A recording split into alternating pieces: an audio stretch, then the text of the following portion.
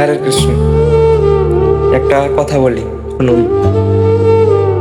পৃথিবীর সর্বশ্রেষ্ঠ জীব যেমন মানুষ, তেমনি পৃথিবীর সর্বশ্রেষ্ঠ স্বার্থবাদীও মানুষই।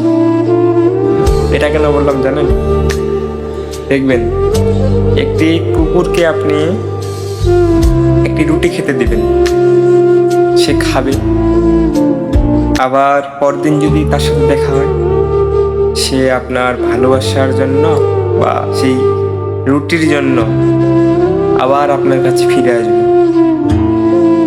কিন্তু একটি মানুষকে আপনি একটি রুটি খেতে দিবেন, সে সেই রুটিটি খাবে,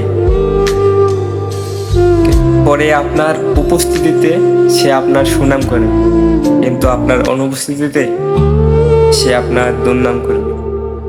আসলে মানুষেরা ভালোবাসা মনে রাখতে জানেন। পশুদের ভালোবাসবেন, তারা মনে রাখবে, তারা আপনার কাছে ছুটে আসবে, কিন্তু মানুষ তা করবে না। মানুষ হচ্ছে সর্বশ্রেষ্ঠ স্বার্থবাদী। হরে কৃষ্ণ।